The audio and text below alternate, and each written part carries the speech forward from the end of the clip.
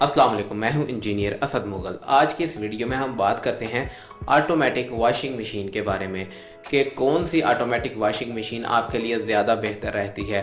दोस्तों, सबसे पहले नंबर पे हम बात करेंगे कि टॉप लोड और फ्रंट लोड वॉशिंग मशीन में क्या फ़र्क है और इनमें से कौन सी ज़्यादा बेहतर तरीके से कपड़ों को साफ़ करती है, ज़्यादा एफिशिएंट है और आपके लिए ज़्यादा बेहतर है। दोस्तों, जो फ्रंट लोड वॉशिंग मशीन है उसकी खासियत ही ये होती है कि वो ज़्यादा बेहतर तरीके से डीप क्लीनिंग करती है, ज़्यादा एफिशिएंट होती है। एफिशिएंट होने से मुराद ये है कि कम पानी खर्च करती है, डिटर्जेंट की भी बचत करती है और बिजली की भी बचत करती है, ज़्यादा एडवांस होती है। बस इसमें ये होता है कि थोड़ी सी आपको मेंटेनेंस कॉस्ट ज़्यादा लगती है, यानी कि अगर ये ख़राब हो जाती है तो आपको ज़्यादा इस पे पैसे लगाना पड़ते हैं। अगर हम प्रोफेशनल जो लोग हैं उनको देखें या ये जो मार्केट में कपड़ों को साफ़ करते हैं तो इन्होंने भी फ्रंट लोड वॉशिंग मशीन ही रखी होती है।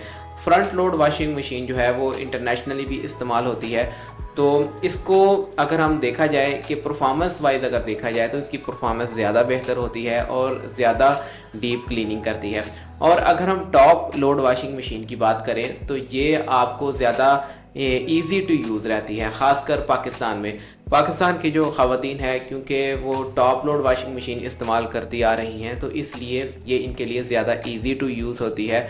मगर इसमें ये होता है कि ये पानी भी ज़्यादा ख़र्च करती है और सर्फ भी यानी कि डिटर्जेंट भी इसमें ज़्यादा ख़र्च होता है, बिजली भी इसमें ज़्यादा ख़र्च होती है। तो अब हम आते हैं अपने मेन टॉपिक की तरफ, यानी कि वो कौन से ऐसे फ़ीचर हैं या ऐसे फैक्टर्स हैं जिनको आपने मद्देनज़र रखना है जब भी आपने एक नई वॉशिंग मशीन लेनी है। सबसे पहले नंबर पे आता है जी डबल ड्राइव। डबल ड्राइव से मुराद ये है कि आपका जो ड्रम है और जो पल्सेटर है वो दोनों मूव करते हैं अपोजिट डायरेक्शन में। इससे बहुत जल्द कपड़े साफ़ होते हैं। अगर हम सिंगल ड्राइव की बात करें जिसमें सिर्फ पल्सेटर मूव करता है तो उसमें आपका क्लीनिंग टाइम ज़्यादा लगता है। मिसाल के तौर पे अगर सिंगल ड्राइव में 1 घंटे में कपड़े साफ़ होते हैं तो डबल ड्राइव में वही उतने ही गंदे कपड़े जो हैं वो आधे घंटे में साफ़ हो जाते हैं। इस लिहाज से आपका टाइम भी बचता है और क्लीनिंग कॉस्ट जो है वो भी कम आती है। तो कोशिश करें कि जब भी आपने एक नई ऑटोमेटिक वॉशिंग मशीन लेनी है तो उसमें डबल ड्राइव का फंक्शन होना चाहिए, जिसमें पल्सेटर जो है वो एक तरफ मूव करता है और ड्रम जो है वो दूसरी तरफ मूव करता है, यानी कि दोनों अपोजिट डायरेक्शन में मूव करते हैं और इनको एक ही मोटर मूव करवाती है।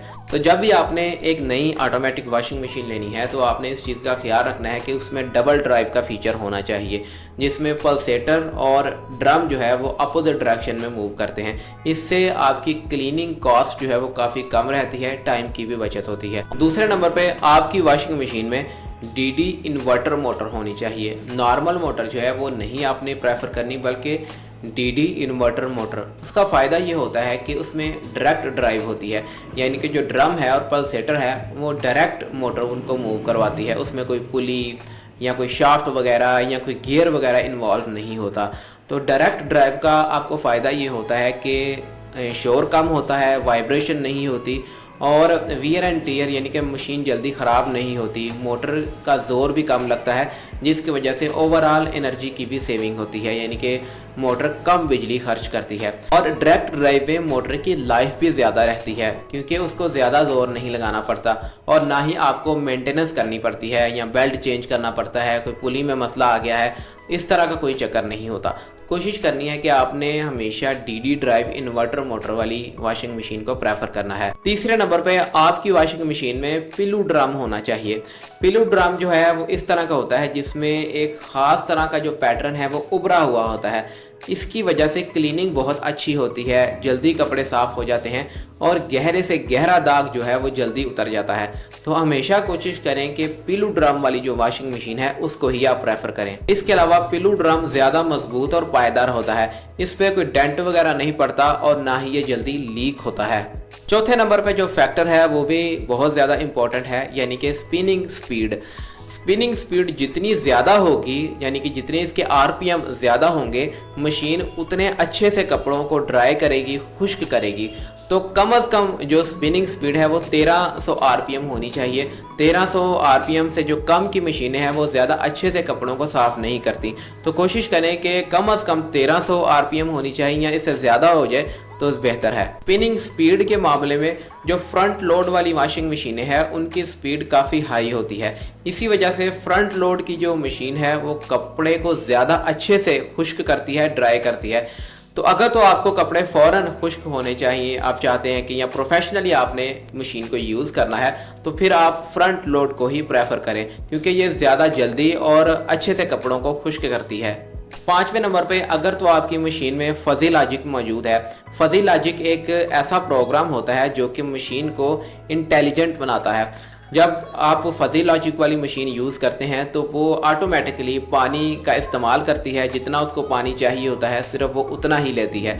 इसके अलावा डिटर्जेंट जो है वो भी बड़ी स्मार्टली वो इस्तेमाल करती है, ज़्यादा डिटर्जेंट को भी ज़ाया नहीं करती, बिजली की भी काफ़ी बचत करती है। और फजी लॉजिक में बहुत सारे फंक्शंस होते हैं, अलग-अलग फंक्शंस होते हैं, यानी कि अगर आपने ज़्यादा मोटे कपड़ों को साफ़ करना है, जैसे रज़ाइयाँ हैं, खेस हैं, ये जो पर्दे वगैरह हैं, इनको अगर आपने साफ़ करना है तो वो आप प्रोग्राम सेट कर सकते हैं। अगर आपने नॉर्मल जो इतने ज़्यादा गंदे कपड़े नहीं हैं उनको साफ़ करना है तो उसके लिए अलग फंक्शन होता है।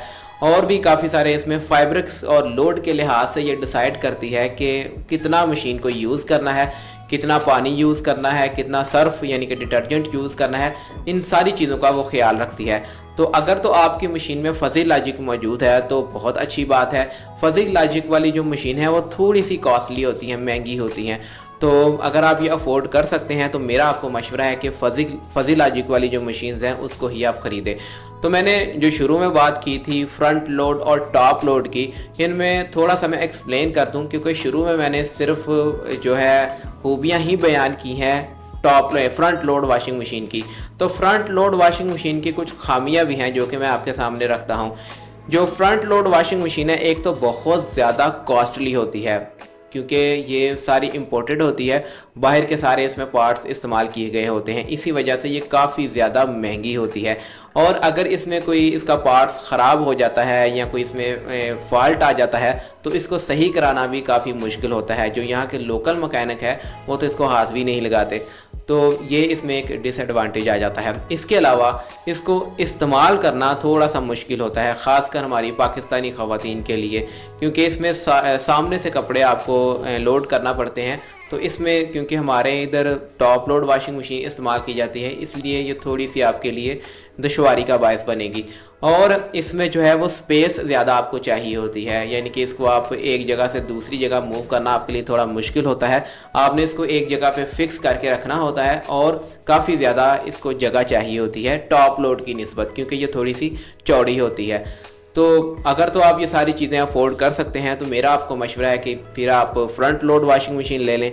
और अगर आप चाहते हैं कि ईज़ी टू यूज़ हो, आपको कोई इतना ज़्यादा मसला नहीं है, टाइम का भी इतना कोई प्रॉब्लम नहीं है, क्लीनिंग जो टाइम है, क्योंकि टॉप लोड में क्लीनिंग टाइम ज़्यादा लगता है, एनर्जी भी ज़्यादा यूज़ होती है, तो इसमें आपको ये मसला नहीं है, तो फिर आप इजी टू यूज़ के लिए, या अगर आप अम्मी को लेके देना चाहते हैं, किसी सिस्टर को लेके देना चाहते हैं जो कि पहले से टॉप लोड वॉशिंग मशीन इस्तेमाल करती है, तो फिर आप टॉप लोड जो ऑटोमेटिक वॉशिंग मशीन है उसकी तरफ जा सकते हैं।